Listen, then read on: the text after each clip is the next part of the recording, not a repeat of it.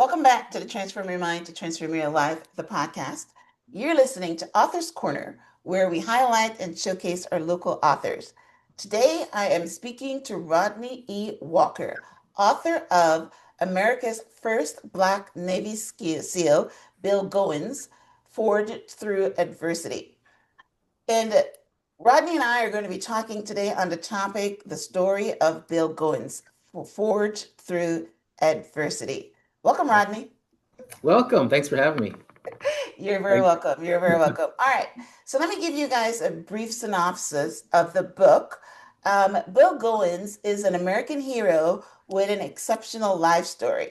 He completed 3 tours in Vietnam, fighting the communist Viet Cong, and orchestrated over 100 dangerous missions without ever getting shot, attaining the highest enlisted rank in the Navy. you. While the community of U.S. Navy SEALs largely accepted him for his superior abilities, he still struggled for racial acceptance at home during the Civil War era.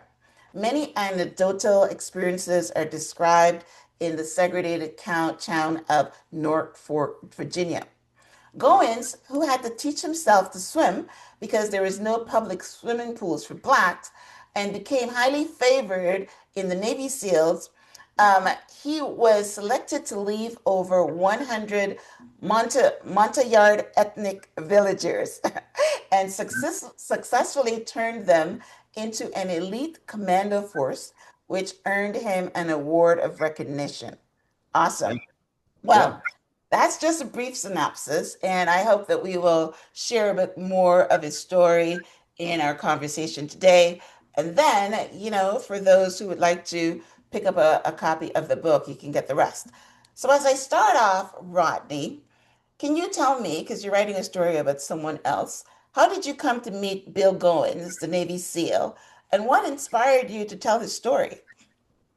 Well, a little bit about my motivations. I went to college as a writer to learn writing. It was like my undergrad, my minor, that is. And so I spent a lot of time. I had come from California, Hollywood, and I went to little old Sioux City, Iowa, a private college, uh, to to learn journalism.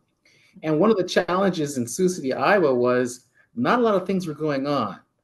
Back in California, there's all kinds of news, there's all kinds of celebrity news, but when you go to places like Sioux City, Iowa, the challenge was, as a writer, as someone who's learning to write or practices writing, where do I get the story? And I had to think, what makes a good story? The women's auxiliary, it wasn't really a good story, but those are the kinds of things that were happening. So I really disciplined myself in trying to find a good story. And I've always had that with me in my mind. Now, when I met Bill, the way I met Bill was I was substituting. Actually, I was teaching at a school where he had been a security. He ran the security after he retired from the SEALs. And I went to the principal, a visiting principal, and I said, you know what? I happened to meet, and I was talking to him about another man. I said, I happened to meet a guy who was he was the last officer in the Band of Brothers, that Band of Brothers series. And it was a man, Edward Shames, I had met, and I was trying to interview him and write about him. Fascinating man. And the principal kind of won up to me. He said, "Well, I happen to know the first Black Navy SEAL." Nice. And I said, "Are you kidding me?" And I thought for a minute. I thought that'd be such a great story. I mean, the first Black Navy SEAL, knowing the SEALs' background and the era from which they came, because I teach history. I teach U.S. history. I teach world history. I thought this would be a great story. It was just in my mind. And so, to make a long story short, I said, can I meet him? And the SEAL community is very closed. It's very exclusive. You have to know someone to know someone That's to someone to get introduce. introduced, right? Yeah. And I said, can you just, I want to meet him. Can you introduce me? He said, no, I'll give him your number. And if he wants, he'll get in touch with you. I said, okay. I waited 3 months, and Bill wasn't connected with me, and I thought, I've got to think like a SEAL here now. I mean, Yeah, I know, right? I'm determined to get to this guy. So I did a little background check, and I went into his archives, and I looked at some newspaper articles about him, and I found where he last was at a kind of a community event, a charity event. Mhm. And I found out where he was, and I called the people from the event, and I said, "Look, I'm trying to get in with Bill Goines. I have the best of intentions. I've been waiting for him to call me. I'm just wondering." And the guy said, "Well, sure, I have this number. Let me give it to you." And so I got his number. I Love called it. Bill, and Bill was, I think he was surprised and impressed because he was thinking, how did this guy get my number? But Right. anyway, I think he was impressed with that. And from then we met. I gave him some samples of writings I had accomplished. I said, I want to do a story about you, and these are some samples, and then we kind of took it from there. Okay. Well, Yeah, that's great. That's great. So, yeah, what you're saying is that you were interested in doing stories as a history person. You navigated to this particular story. yeah, Obviously, yeah, the first Black Navy SEAL. So, yes, as you started talking to him, I'm sure he told you about the challenges he had to overcome to become a Navy SEAL in a segregated America. And I yeah, love the fact that you said that he learned to swim or he had to teach himself to swim because there were no, public swimming pools for Black people yeah, through, in his era. So, and I love the fact that part of your book's tagline is forged through adversity. yeah, So yeah. tell us, what did Bill tell you? How was it like growing up in a segregated America? What are a couple of the things that stood out to you? Right. Well, for one thing, I did choose the subtitle "Forged Through Adversity" because it's actually a SEAL motto. It's one of Oh, the models, okay. models, and it does describe his, I know, right?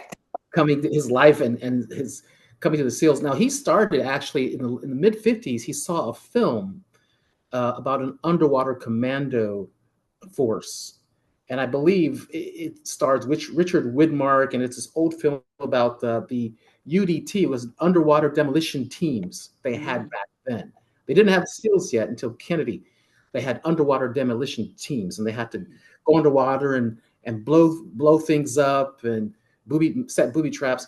And he loved that film, and he said right then, he said, my destiny was decided. I chose to work with UDT, and nothing was going to deter me.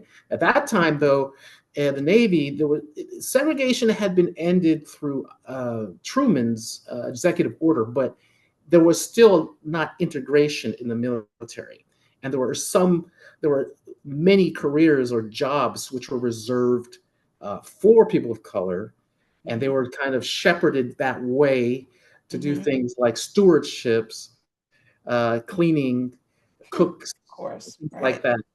And Bill had been warned that they were going to try to recruit him into that field, one of Hmm. those fields. And he decided, he said, no, I'm just going to go anyway. Uh, and he just kind of went. It was an army buddy who was trying to tell him, hey, consider the army because the Navy's not going to get you what you want to do. But there weren't any underwater demolition teams in the army. So he actually signed up. He went through a process where they had stopped the underwater demolition teams because the Korean War was over. They didn't think they needed it. They stopped it, and then they tried to direct him towards something else. So he temporarily chose, I think it was radar, a radio, or something else, Hmm. because he didn't want to end up in a place where he didn't want. So he chose something else, and then finally they reenacted the underwater demolition teams, Hmm. and they went back to him and said, "Do you still want to be part of this?" And he said, "Absolutely." And so that's when he went in, and he was, Bill had come from an athletic background. He played basketball. The family farm. His grandfather had a farm, but they didn't have a workhorse, and Bill was the workhorse. so they so he had to plow. Oh my Uh, gosh. so he was Wow. he was It was pretty fit, right? Okay. Mm-hmm. strong, pretty determined, and they saw these characteristics when he was in the UDT team, underwater demolition team. The But because of the era, because we're talking the Cold War era, and I do want to make that correction. If I had written civil rights era, I Okay. thought I thought I might have heard you say Civil War era, but that more civil rights era, Cold War era. Uh, they had their eye on Bill. Bill was doing exceptionally well, and federal people were watching him as he was in UDT, and he even became an instructor Mm. in UDT. And so he was part of the Bay of Pigs, the attempted invasion on Cuba, and because of the failure of that, there was this move to get a commando force together. Because it was a Cold War era, there was a lot of espionage going on, Mm. and now we're talking about unconventional warfare. You see, we're moving from conventional war to unconventional, No, right. and Mm-hmm. Bill, in many ways, was unconventional. Mm-hmm. And so they observed a couple of guys for over about a year or two, and then that's when Kennedy comes up with his plan for the Green Berets and the Navy SEALs as an unconventional commando unit, and Bill is offered a position. Right. They had to invite them in because they couldn't force them. UDT was remaining at the time, but they said this is a new unit. We're transitioning some of you guys, if you want, from UDT to the SEAL teams, which stands for Sea, Air, and Land, and you'll be doing a lot of different things. And Okay. Bill liked that idea because he was a little bit bored with UDT. It was kind of routine. They're Mm-hmm. doing things like just blowing things up, doing some water maneuvers. But being a SEAL had a lot of more options for him, Right. attractive Okay. to him. So there's a couple good things in that story. One, I love the determination. I love the fact that I love when people know their purpose and their destiny Yeah, immediately by watching something or reading something. The way I got into life coaching, I saw the word and I said, that's what I want to be. So I understand that inspiration. But you skipped right to where he became a Navy SEAL, but we talked about the fact that how did he learn to swim and learn to swim so well to become, be part of the underwater demolition team and a Navy SEAL. Because I'm telling you, I have read several books on the Navy SEAL and I've interviewed some of the top Navy SEALs on this program. So I know about the underwater training and how bad it is and the whole Hell Week and all that type of stuff. So yeah, so how did he prepare for underwater demolition? Where did he learn to swim or who taught him? yeah. Well, he had seen a buddy. Well, I don't know if he actually saw the buddy, but a friend of his was drowned when he was very young. I Mm, think around 9 years old, and they would swim in a creek, and the buddy got trapped under a fallen tree, a branch underwater, I believe. mm, And Bill had, again, because of segregation, they couldn't be taught to swim by any swimmers.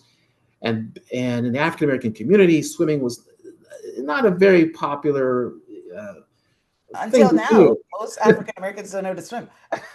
Right.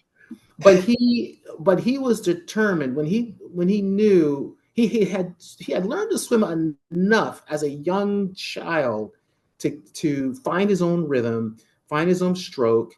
And I think that was part of when he saw that film later on. He kind of made some connections because Okay. he brought himself up to swimming. He wasn't the best on his team, but he was good. And when they trained, I mean, I think back at that time they had to swim 8 miles uh, on a swim test. Mm. And I asked him, was there any time you just wanted to quit? He said he said no. He had seen people quit, and all you had to do was ring a Ring bell, a bell, yeah. and he said that's it. But it wasn't an option for him Oh, because he that's he beautiful. he pretty much knew his, kind of saw his future, and that this was a task I had to get out of the way to get to where I wanted to go. But things like underwater judo training he went through. They had to swim with sharks, and he said, in the daytime they didn't bother you. At nighttime, you didn't want to be around them. He was actually part of a recovery group that had to find a shark that had taken off the arm of one of Oh, their wow. somebody, Wow. yeah, who died. Someone who was playing with sharks a lot. They called him Sharky, I believe. And Mm. he was on that task, and they found the shark. They had to open him up, and then they found the arm of Oh the my arm of goodness. the with a Wow. watch, a UDT That's a watch. different kind of recovery. Yeah, but he Yeah. was undeterred. He again that was a task as a young person that he overcame on his own, learning to swim. And I think at that point he pretty much had the self confidence from that to know that if I can set my mind to anything, Something. I can get Yeah. over it. Yes. Yes. Okay. So, if we were going to say some of his outstanding characteristics, I would, from what you've mentioned so far, determination, vision, Yeah. and right, and just wanting to make a difference. Is there anything else? Bill, as I got to know him, he became kind of like an uncle to me. And Oh, in okay. fact, it's interesting because I saw him kind of like family. In fact, when I do book signings, people always look at the poster, they think it's me, or they ask, "Oh," I say, "No, no, no, no, no. I could never fill this man's shoes." Uh, but he kind of opened up because I could relate a lot to his experiences. Mm, And to me, it seemed kind of eerie almost sometimes. But I thought, wow, because when I grew up, I grew up in a private school, and I was in my class. I was the only African American boy for 7 years, mm, and so I grew up. And there's certain dynamics to that, and the way he grew up and the way entering SEALs, he kind of said some things which I could relate really to. too. Yeah. But one of the So things, obviously he was the first and only black in the SEALs. yeah, in this new group called the SEALs, that's right. Right, right, right. Hmm. And but he said that there wasn't a lot of opposition to him, Oh. which which really reflects on the character of these early SEALs. They were radical Mm. men, Hmm. and they were movers and shakers, and they were just different. And they would say, for example, when Bill would go to when they all go out to eat or something off duty, they go into a restaurant, and the owner would say, no, no, no, he can't come in here with you. Uh, and the SEALs would say, well, if he can't come in here, we're going to turn this place out. And they're about to flip over tables. It can do it too. Yes. And Wow. so That's there was this that's kind of amazing. camaraderie in this SEAL team Yeah. too. Yeah. Well, Which, because you're responsible for each other's lives. Isn't that what the army is about? No man left behind kind of thing. So you've got to like your teammate oh, because absolutely, you expect him to save you right. or you know what I mean? Is that the whole concept of it? Yes, and at one point, one of his fellow teammates, James Watson, I believe, wrote in his book, at a certain point, you do become colorblind. It's Mm, it's not. I love that. You got to put all of that stuff away, all of Yeah. these these attitudes away, and see the value of your brother and know his strengths and weaknesses. Hmm. And so that was a thing. There were some stories he shared also. New people coming in and people still struggling with that. When he became a chief, there was a man who came in and said, Chief, I'm from Georgia, and I've never even seen a black man in my town except for a worker, some laborer who comes and goes every now and then. And the guy said, you know what? I don't think I'll be able to take orders from you Wow. because this is something I'm not expected. I've never have been expected to do, and it's a little awkward for me. And he was kind of coming clean with Bill, and Bill was very diplomatic. He sat him down, offered him coffee, and said, "You know what? You're going to ruin your whole career. We've been through the same training. and we can't have that kind of thing. It's not going to work in the SEALs. I'm going to have to talk to the commander about this. Wow. I know. Wow. Yeah, and he said, you're going to be ready. You're going to have to go back on the ship, do ship duty. And the guy, he said, okay, please don't tell the commander. I just wanted to, to see about how we can get over this. Bill gave him a chance, and he went on to be an outstanding SEAL. Bill told me. Wow.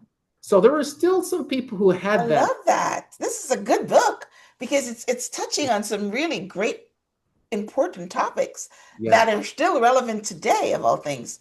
Talking about the absolutely. Cold War era, we still got it going on right now. But anyway, go ahead. Yeah. Well, the beautiful thing is that once I released it, I got an Instagram. Maybe I maybe I didn't tell you this from an actor. I won't reveal who he is just yet, Mhm.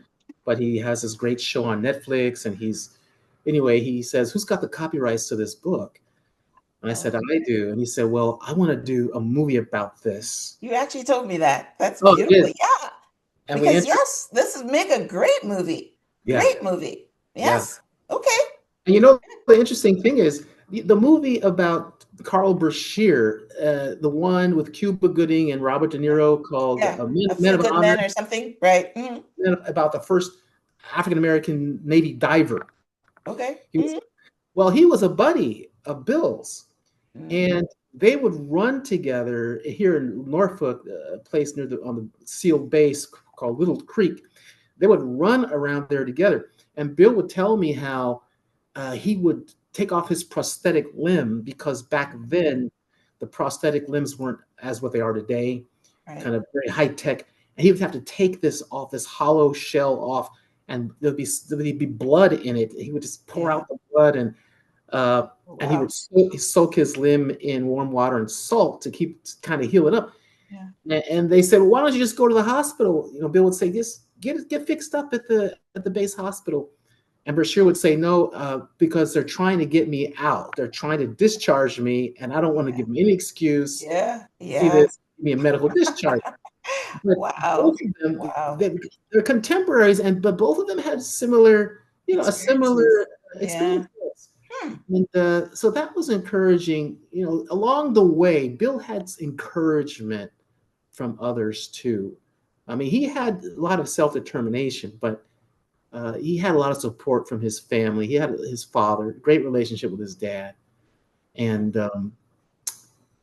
buddies along the way, whether it had been SEALs Mhm. or the Navy, Carl Brashear, the Navy diver, whose wife played at his funeral last June. Carl Brashear's wife was there, Mm. and I saw her playing. So I thought Well, that. that's great. So, how did he die and when? Well, Bill passed last June, kind of around this time, uh, and it was a heart attack. He had has issues because of Agent Orange being exposed in Vietnam. Mm. Have a lot of work on his heart over the years. Mm. It was just common amount around vets because as a Navy SEAL, I mean they're everywhere under underwater. They dig in the ground. They're in the foliage, and when they spray that napalm, it's just dripping, from the trees, and it's all around you. So he Mm. was exposed to a very high degree to Okay. Agent Orange. Yeah. But he lived a long time, it looks like. How old was he when he died? 87. He did live a long time. He did go through a couple of heart surgeries and things, but he did have a good life. Yeah, And 87. It's pretty good because if he only died last year and we're talking about the 50s here. So yeah, that's a good life. That's yeah, awesome. yeah, and he was Okay. happy he had made those decisions, no regrets. Uh, so he was really just great to sit down and talk to. And we would do this over during the COVID years. I'm a teacher, and I would finish my online teaching, and Okay. then think, "Wow, I've got all this time. I got to call Bill." And we had a schedule. We probably shouldn't have been meeting. I mean, everybody else was saying you can't meet, and he's a senior citizen, and there's some risks. So we kind of broke protocol, and sat and talked, and really got to know each other. And I was very encouraged by him. Yeah. Yeah, yeah. I listen. You know, I mean, we can all make excuses for not being who we should be or want to be. Yeah. And the biggest excuse is like you're the wrong color. There's prejudices. There's people who are not, like the guy said, they want to get rid of me, so I'm not going to give them the opportunity. But you can always fall under the banner of, racism and segregation and all the things that are still happening right now, right?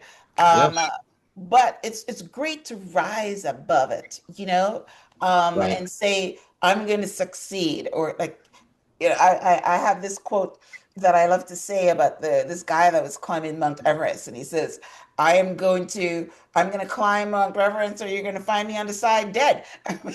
You know what I mean? So Sure. it's that kind of attitude. I love it. So Bill said the same thing. I want to be an underwater, I want to be a SEAL. That's what I want to do.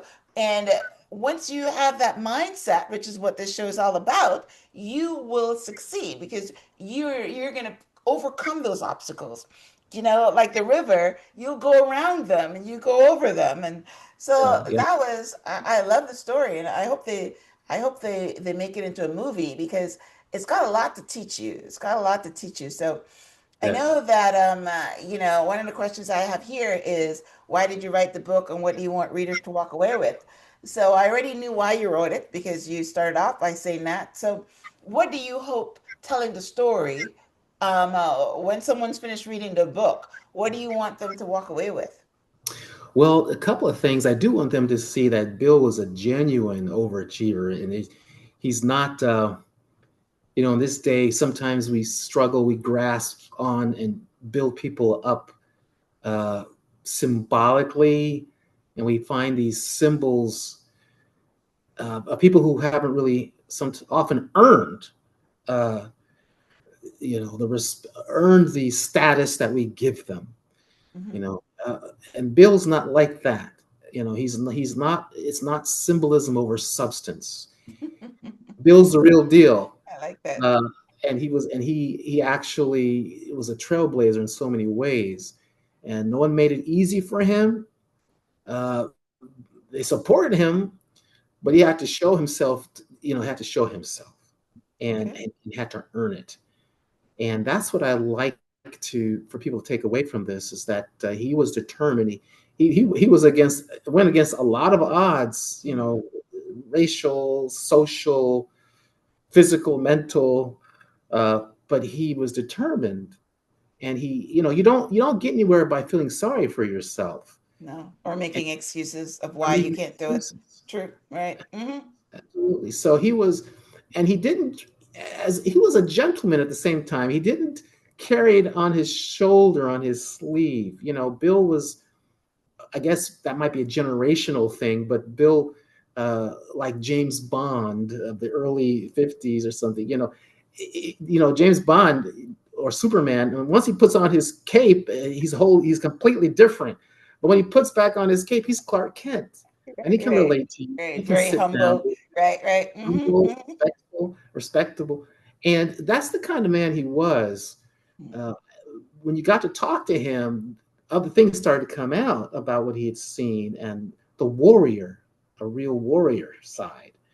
But also, he was able to relate to just about anyone, and he can talk about things, without being the so-called. I don't want to use the expression, but without being overbearing as a warrior. Mhm. So things I want people to take away from this is that one, Bill has a great example of someone who overcame the lower expectations of a lot of people, but actually decided in himself, was single-minded, disciplined himself, and got the best out of himself, pushed himself to get the Yes, best out of life. I Yeah. love that. I love that. Yeah, it's really interesting that you should end on that because I'm not quite sure if it's my first or one of the I don't remember if it was my first book on the Navy SEALs, but I've read David Goggins' book "Can't Hurt Me," and that Wow. was a phenomenal book about pushing yourself. In fact, his tagline is "Stay hard," because he pushed himself. After he left the Navy SEALs, he became a runner that ran 120 miles and then swam Ironman, running and swimming and doing all Yeah. these different things. So, but yeah, yeah, you want to get the best out of yourself, and a lot of people don't ever get the best out of themselves. You know what I mean? They stay Yeah. mediocre. So, Yeah. and underachieving. So, yeah, I mean, after I read David Goggins' book, I wanted to start running at 60. That's how much he inspired me. Yeah, so awesome. So that's amazing. All right. So where can our listeners pick up a copy of your book? Obviously, we know it's on Amazon, but do you have a Yeah. website? You mentioned that you're on Instagram. If you want to leave us your Instagram handle. Oh, yes. You know what? That's an interesting one because I'm still getting used to Instagram. I think it's just Rodney Walker. All right. I'll look you up and tag Yeah. you. Okay. I do have a website. I'm an author with a small publishing house in Louisiana called Ewing's Publishing. So rodneywalkerbooks.com is a way to find my website. This book is not on there. Another book is, but rodneywalkerbooks.com. But you can get it at Barnes and Nobles. You can get it order it through Barnes and Nobles. That is online. I've done a couple book signings, and then obviously Amazon. Okay. You can get the book. Yeah, it's a short read, and I wanted to make it longer, but Bill was called home to his reward last June, and so I had to end the story. But it's we're looking forward though to it becoming a movie, Okay. and there's a lot of excitement behind that with the guy who wants to play Bill. In fact, he had gone out to Bill years. He would talk to Bill and say, "Look, tell me, I want to do a special ops movie. Please talk to me about some of your missions." Bill's is always saying, "No, I'm not talking about that stuff." But when the actor reached me, he said, "I want to do his life." Uh, Hmm. and Did some he, of did the he tell missions you about his missions? he did. Well, Okay. he told me about one, and I think that's what drew the actor to and several missions. Bill did a lot of different things, but Mhm. this one actor has he was really bent on a commando film, but he Right. since has broadened himself a little bit to talk about Bill's life, and Okay. Mm. that's kind of the slight change there. But yeah, there's a lot of action because he did 3 tours in Vietnam, and just one last thing, his last tour he was what's called a PRU, that's a provisional reconnaissance unit advisor, and he actually led, as you mentioned, over 100 Montagnard men who were these men who were they're minorities, a minority group in Vietnam. They're kind of castaways, looked down upon, not very respected, living very primitively. Mhm. But anyway, Bill was able to take this group and he trained them into a fighting force where they won recognition from their own government. They were the most productive. There's three categories they fulfill: the most productive, the most well, there's two other ones. It slips my mind. It's in the book, and it's in Right. Bill's award. He got a Combat V award for that, and they Mhm. recognize what he did with these troops, with these people, primitive people in Vietnam. So that's another side of this story, and I hope the film brings that out because that's a triumph in Yeah. itself. Yeah. Yeah. Yeah. Yeah. I love it. I love it. Yeah, the last story on did you see Triple Eight about the women? That, yeah, right. Okay. So as you were talking, I kind of remember, those kind of stories, and those films always do very well because it shows what, our people had to go through to succeed in this country and the army and the navy, the SEALs, that type of thing. So it's amazing. Yes. So Yeah. hopefully it becomes a success like that one. Yeah, because people really gravitated to that story. Yep. Yeah. All right. Well, I was very inspired talking to you about Bill Goines. And I love his spirit. I love his mindset. I love the fact that he was determined. And yes, it's a good read. I'll pick up a copy myself and keep it on my bookshelf because it's great for the younger generation that's coming up, to hear these stories. They have everything given to them now. They need to know how people have struggled to when they want something, how they have to go out and get it, right? Right. It's nothing Yes. but kids All out there. right. So so I appreciate you writing the book. Appreciate you coming on this show to, to share information with the book. And yes, I'm going to have a summary of my conversation with Rodney on the show page, which is myhelps.us. I would also link out to his book and website and his Instagram so that you can follow him and get a copy of his book. So, Bill, sorry, Rodney, I enjoyed talking to you. You talk to a lot of people, I know. Yes, and good work for, to bringing this story to life. All right. So as we wrap up, any last words?